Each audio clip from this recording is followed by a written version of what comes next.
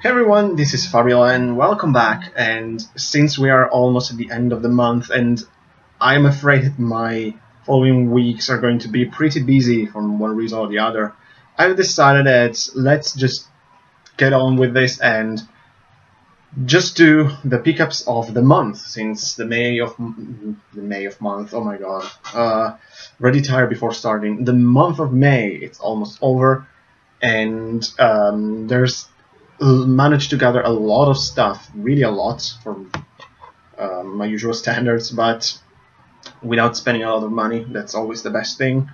And there's still some things that are connected with my birthday, because like my birthday is towards the end of April, so I didn't manage to include these items to the previous pickups video. So let's just I've decided, let's just put this all together and just do an awesome pickups video, since there's, as I said, all the stuff. And to change things a little, let's start with some music different from usual, because for my birthday, my dad, who is a huge music fan in general, gave me 3 CDs, 3 discs, and I also bought another one day one, new one. So 3 older stuff from different parts of the years.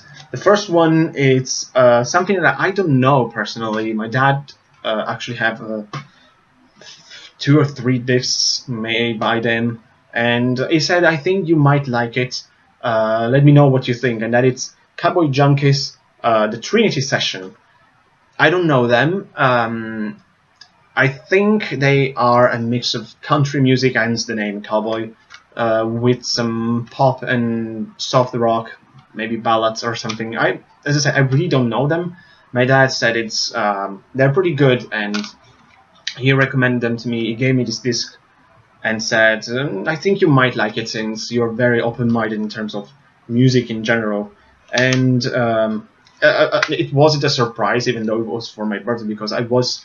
My parents were visiting here in London for my birthday, and we were together, my dad and I, buying movies and CDs.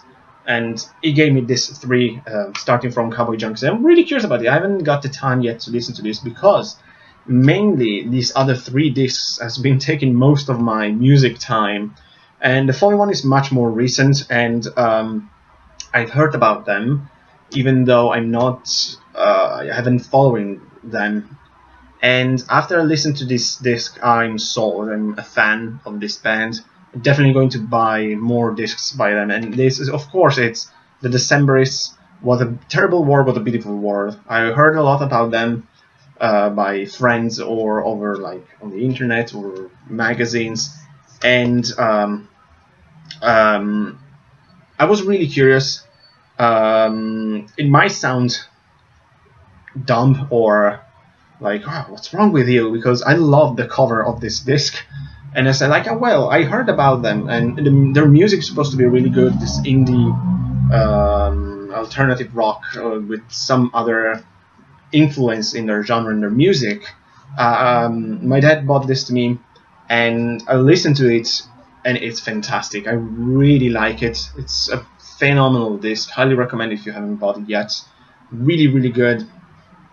With some great songs, and I'm definitely going to buy their older works, especially the previous disc. It's the King is Dead. How's it called? That one definitely. Definitely going to explore more the work of the Decemberists, because I really like this disc, and probably the others are going to be a little different. I mean, there's the natural evolution of a music band, but still, this is such a good album that I definitely want more by the Decemberists now. And the final disc that my dad gave me for my birthday,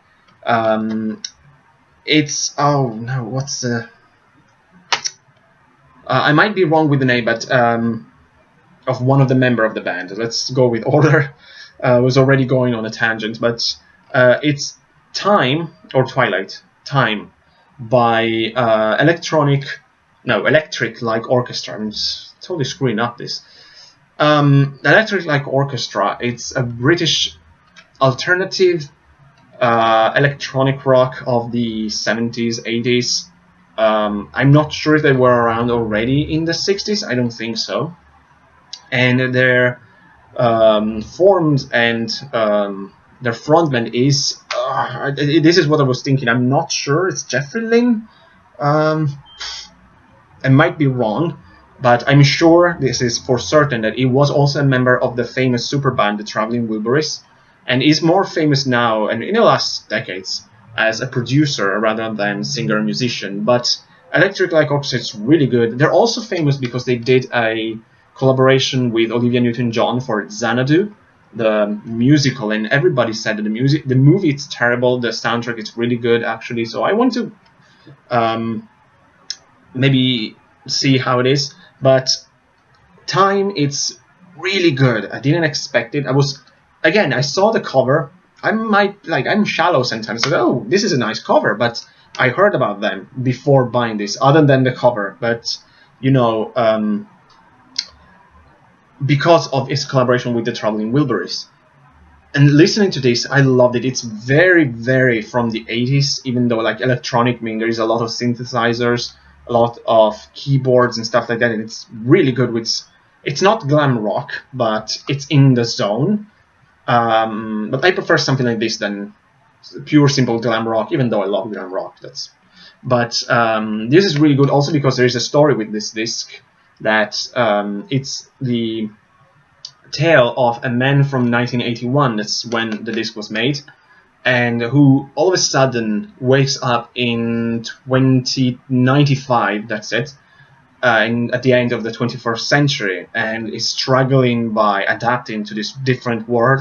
And all these songs are so good. I really love this, especially such a song like Twilight, Yours Truly, Ticket to the Moon, Rain is Falling, Here's the News, 21st Century Man. It's a great album. I really recommend this.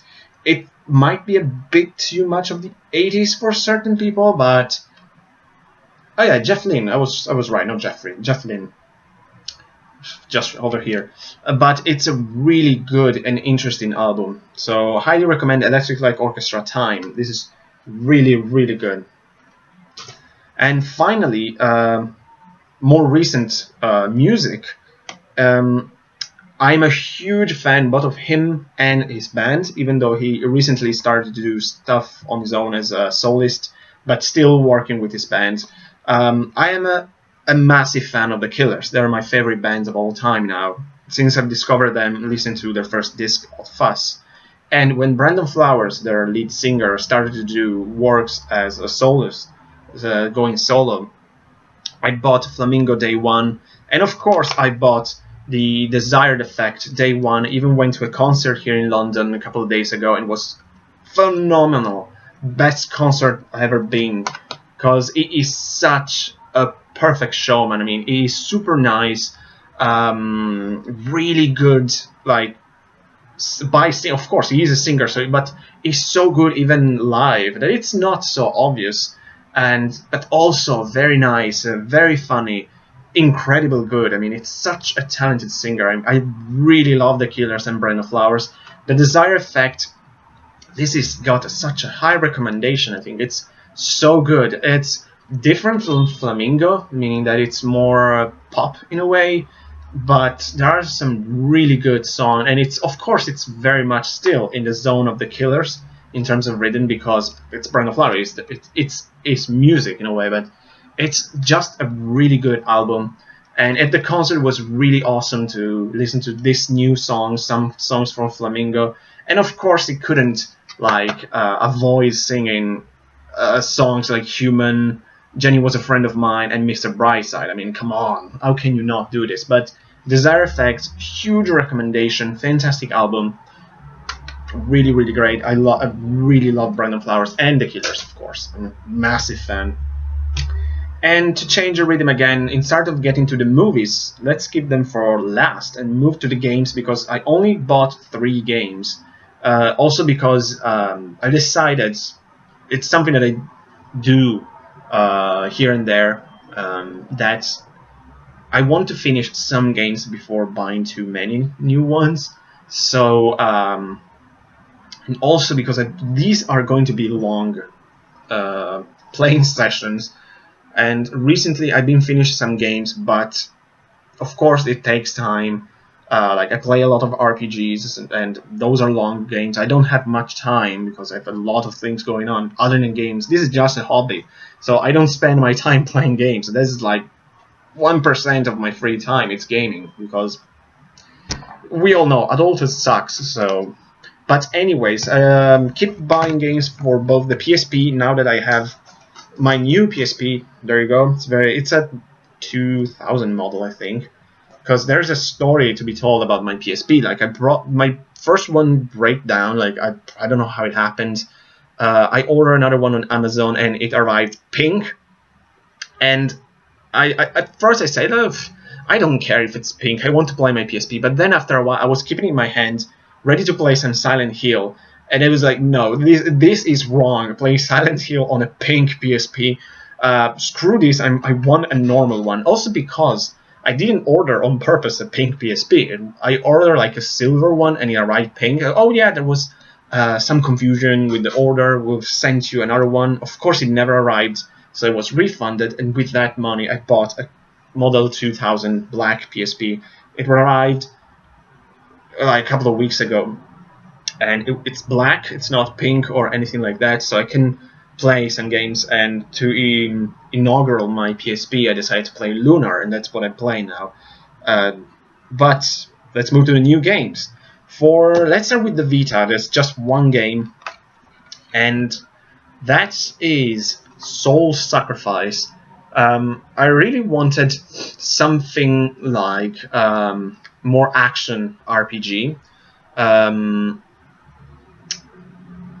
Oh, I think I forgot one. Oh, it doesn't matter.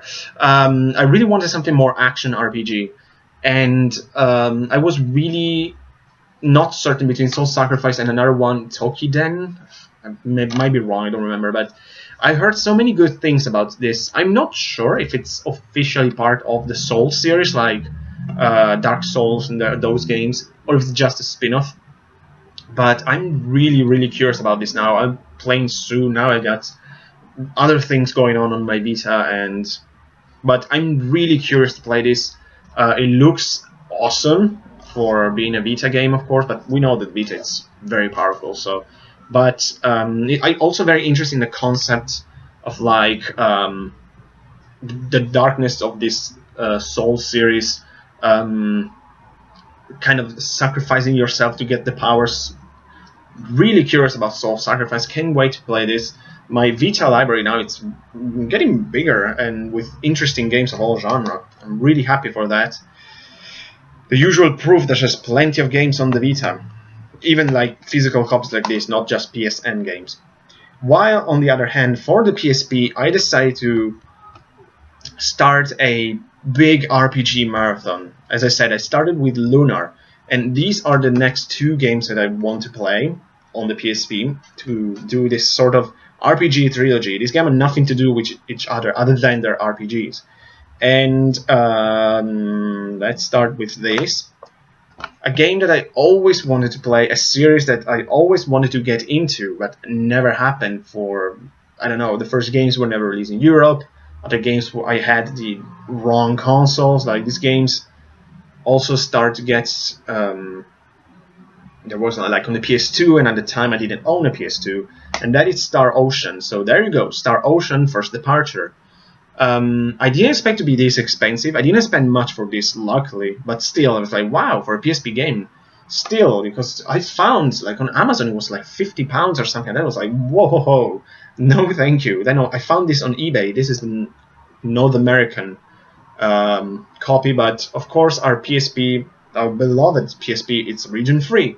That it's awesome. So I can play First Departure, and I cannot wait to play Star Ocean. As I said, like in my previous video on Konami, that I'm really surprised that a new Star Ocean is coming from Square, but I really cannot wait to play this. I don't know if right after Lunar we play this or the next one, which is, of course, Phantasy Star Portable. I'm a huge Phantasy Star fan, as you all know. Phantasy Star is one of my favorite RPG series of all time. Phantasy Star 4 is my favorite game of all time, and I heard a lot of good things about Portable. I know that it's different from the classic Phantasy Star series. These are the continuation of the Phantasy Star Online, and this is the sequel of Phantasy Star Universe, I think. But I'm really curious about it. I heard a lot of good things actually on the Portable series, even though 2 still hasn't been released to the West. But with Sega, we know that they don't like release games to the West. They don't care. Phantasy Star Nova, and but I'm really curious to play this because it's Phantasy Star, it's portable, and I heard a lot of good things actually because it's not multiplayer only like Phantasy Star Online. There's also a big chance to play this single player. At least I hope. I've read and heard well. So in the future, I will be playing these 2 games. I don't know which one first, but I'm here for a treat in any case. So it really doesn't matter. The important thing is having these 2 great games, and I cannot wait to play Phantasy Star Portable and Star Ocean First Departure. And that's it for the games. So only 3 games, but as I said, I have a lot of games that I have to play, and someone is shouting on the street. Other games I want to play and beat before start buying too many. So yeah, and let's conclude this with the movies, because I've bought a lot of movies here, of all kind. There's also one series. So let's start from this, because I haven't watched it yet, the new Mad Max movie. I really want to watch it because I saw the first one years ago, and I've decided to watch the entire trilogy before the new one, or at least watching the new one and while watching the old trilogy. So of course I bought the first one because I never owned this, even though I saw it, and it's awesome. I love Mad Max. Can't wait to watch the other one. Can't wait to watch the new one because I heard so many good things, even from people that I really didn't expect to see Mad Max. It was like, oh, it's an awesome movie. It's fantastic. I was like, wow, where is it coming from? But it was so good watching this again, and can't wait to watch the sequel. So Mad Max, definitely going to watch Fury Road. How's it called? I'm forgetting. Another movie, this time I never watched this, and I heard a lot of good things, and it's kind of connected with my recent kick with DC and comic books in general. So I saw Avengers, of course, recently, and it was okay. I liked it. And I realized I never watched this movie, and I heard really good things and interesting things, but I don't know what to expect, and that it's Watchmen. This seems like the superhero, the mature version in a way, not the cheesy, like, I don't know, Marvel with the comedy and everything, which is good. I'm not saying they're bad, of course, but I'm really curious about Watchmen. Heard a lot of people talking, and a friend of mine was talking about this. I said, never watched it. You know, what? You never watched Watchmen? But as I said, but never watching it, I don't know what to expect. I heard there is some really unexpected like plot twist or something like that, but I managed to avoid spoilers and stuff like that. So cannot watch this. And of course, speaking about cheesy superheroes, how can Man of Steel? I haven't watched this actually, because I heard so many conflicted opinions about this movie. There's like friends saying that it's amazing, others say that it's just garbage. The same thing on YouTube or internet in general. People praise this movie, others say that it's horrible. I was really, should I watch it or not? And time passed, and I avoided it, not by choice. So I said, what the hell? It was super cheap on Amazon. I think I spent £2, £1. It was ridiculous. And I said, let's give it a shot. But the thing is also, because I'm not a fan of Superman. I don't like Superman very much, and I don't care about him. Rather, I don't care about Superman. But I remember liking the original movie. I saw the other one, Superman Returns. That wasn't really good. At least I didn't like it very much. But Yeah, really curious about this. Also because like with this, my recent um, rereading some DC comic books or watching Avengers and this stuff gave me this superhero stuff and said, oh, let's try Man of Steel since Dark Knight vs Superman is coming. Why not? Since that's the sequel and the first step towards the Justice League, the movie of my dream. Although we'll see what they'll do. But it's also the director of Watchmen. There you go. So there's a connection. Really curious about Man of Steel. We'll see.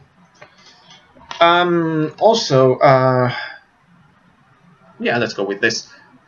This is one movie from Studio Ghibli, so we're moving into an animated one that I always wanted to watch, even though it's not technically by Miyazaki, but it's in the zone. That is The Little Norse Prince. I've always been so much curious about this. It looked like a great adventure, but as I say, it's not from Miyazaki himself, even though it's from Isao Takahata, who is the creator of Grey or Fireflies. Oh my god, I never watched Fireflies. I cannot watch that movie.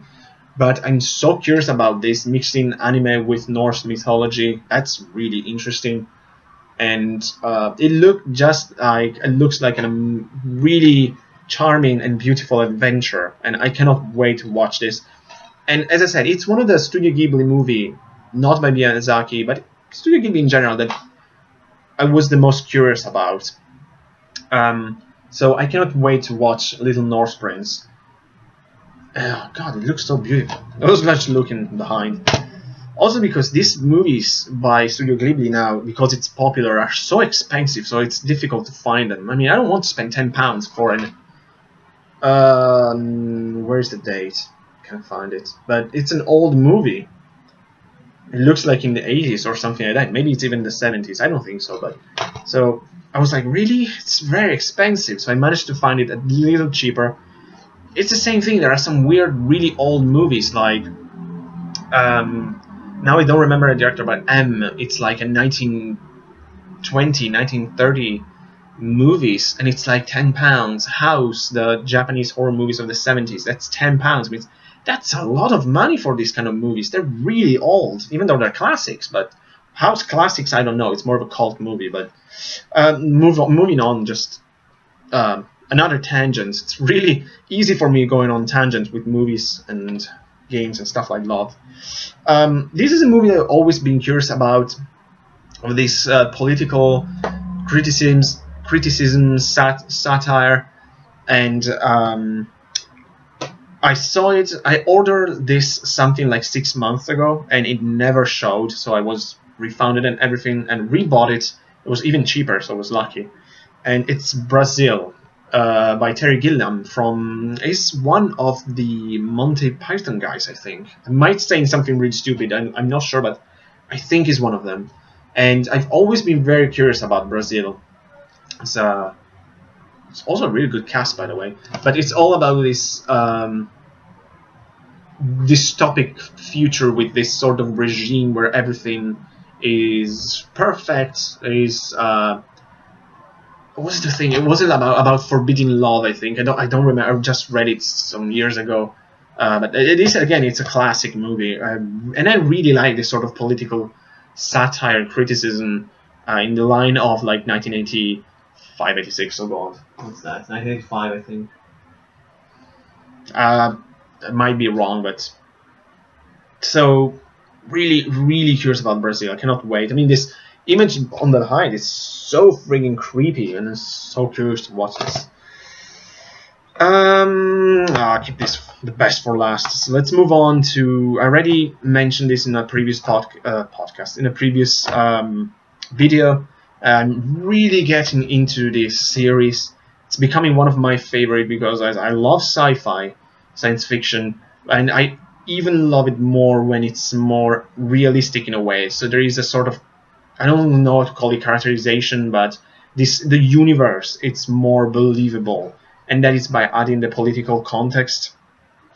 And of course, I'm talking about Babylon 5 season 2. I'm at disc 4 or 5, 4 I think. So I'm way after half of this, and it's even better than season 1. This is where things are starting to really big things are starting to get revealed and happen at the same time, and it's just great. I cannot wait to watch the entire season. I'm loving this. It's becoming, as I say, one of my favorite series of all time now, because the narration and the overall story, it's so good. Now I saw 2 episodes yesterday.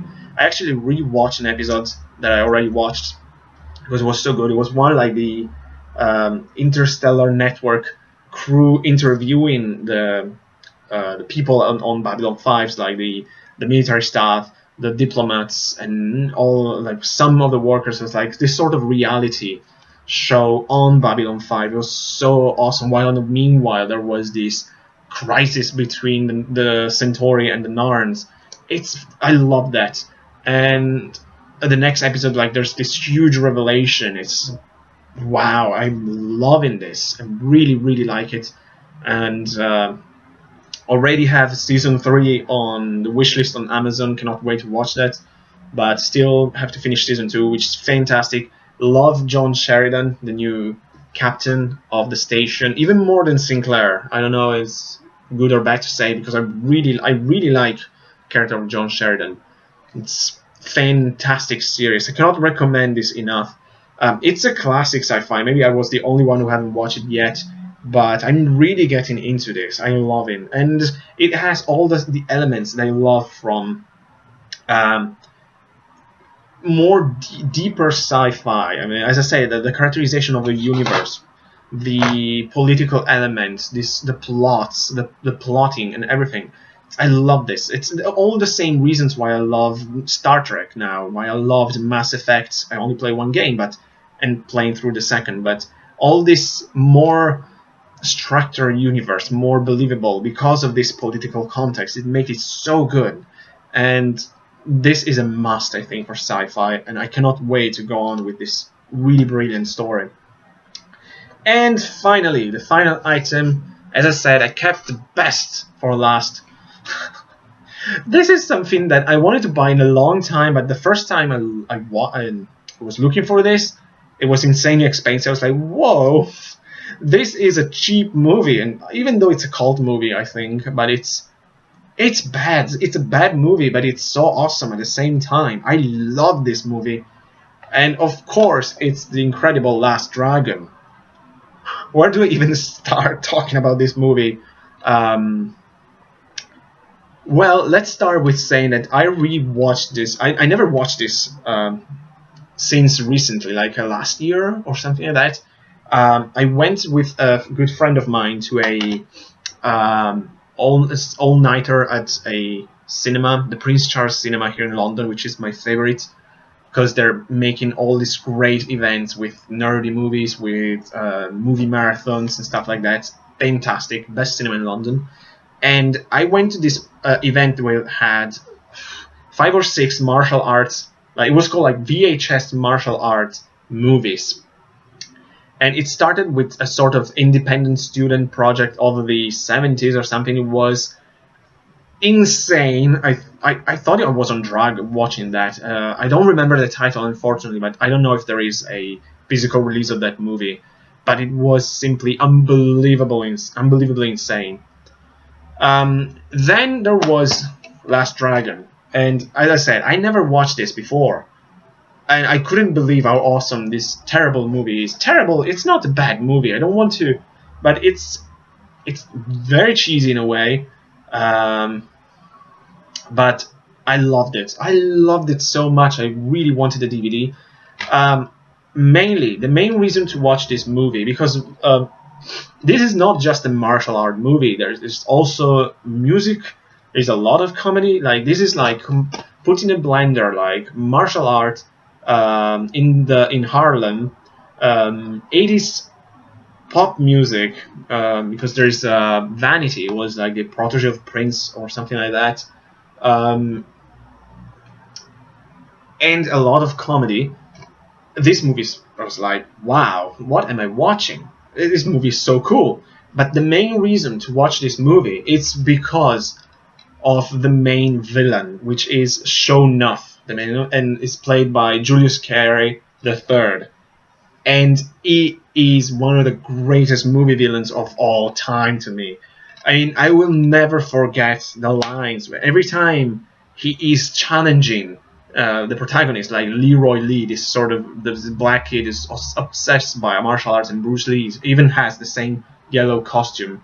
And this guy dressed like insane appears as like, now, when I say who is the master, you say show enough. It's so awesome. And I remember every time he appeared in the movie while I was in the theater, everybody in the theater was yelling, like, support, like, yes, finally, show enough is bad. And during the final battle, when he was saying like, oh, we say who is the master, everybody was yelling, show enough. It's fantastic. It is so much fun. Like, yeah, kiss my Converse. All of that is so funny, because I also love funny villains, not necessarily really evil or threatening one. I love funny villains in a way, and sure enough, it's really evil, but it's in a really ridiculous kind of way. It's fantastic. If you want to laugh, and if you like the martial art movies, the final battle is pretty cool actually. But just watch this movie for sure enough. It is incredibly funny. And overall, it's an enjoyable watch. I would say like it's so good that it's so bad that it's good. It's actually pretty decent. I saw much worse movies. I mean, this compared to other crap that I own, it's golden. So, highly recommend Last Dragon. Anyways, and we are done. Actually, I've got a lot of stuff, as I said, but not many games, unfortunately. But as I said, I just want to finish some before I buy too many and don't have the chance of playing, because I don't have much time. So I really want to enjoy my games, and that's the reason why I buy the games that I own, to play them, not really to collect them. So, but a lot of movies and great music. What else do you want? What else do you need, really?